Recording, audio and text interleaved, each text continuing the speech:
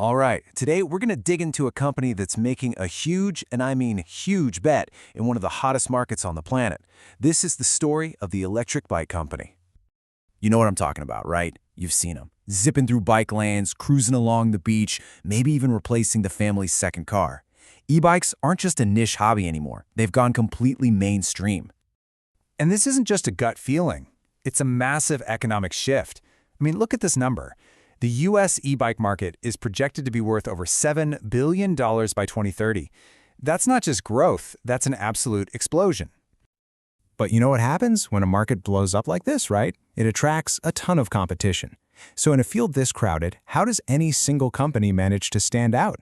Well, today, we're looking at how one company, the electric bike company, let's just call them EBC, is betting on a very specific strategy to do just that. So, what is this big bet that EBC is making? Well, it all starts with the product, the bike itself. Their flagship is the Model R. You can think of this one as the jack of all trades, you know? It's built to handle everything from bumpy city streets to light trails. It's their #1 bestseller, and for good reason. Then you've got the Model S, which has this really classic look. And here's a super clever design choice. They completely hid the battery inside the front basket. So you get these clean, stylish lines of a traditional beach cruiser. It's perfect for riders who care just as much about how the bike looks as how it rides. Next up is the Model C. It's got that iconic cruiser frame with the high crossbar. This one tends to be a favorite for taller riders because it gives you a more upright, comfortable, and really stable feeling on the road. And rounding out their main lineup is the Model J. This one's got more of a moto-style vibe. It's all about being nimble and having a bit more of an adventurous, thrilling kind of ride. But here, right here, is where EBC's whole strategy really clicks into place.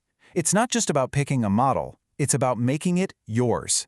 You go on their site, you pick your frame, and then you get to customize pretty much everything. The color, the handlebars, the seat, all the accessories. Then, they build it exactly how you want it in California, and, this is the real game changer, it shows up at your house, fully built, ready to go. And customers are totally into this. I mean, a review like this from Leah really says it all. There's this emotional connection you get when you design your own thing. It's not just some bike you bought, it's your creation. So this brings up a really important question. How in the world does EBC deliver this premium, custom, ready-to-ride bike when almost all of their competitors are just shipping bikes in a box from overseas? Well, the answer is built into their core promise.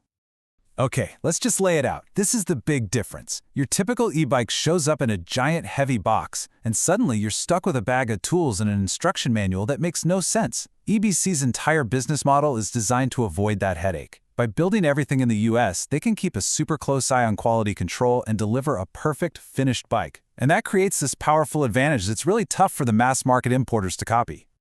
And on paper, it really seems like this premium strategy is paying off big time. So let's take a look at the bull case for the electric bike company. First off, we're not talking about some little startup that just got going. EBC has already pulled in over $70 million in lifetime revenue. That's proof right there that a real market exists for what they're doing.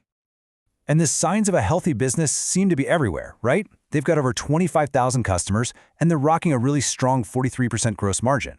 And crucially, because they build the bikes in the US, they get to dodge a painful 25% import tariff. Throw in some smart strategic moves, like partnering with the retailer Pedego and buying a cargo bike company, and man, the future looks incredibly bright. But here's the million-dollar question, isn't it?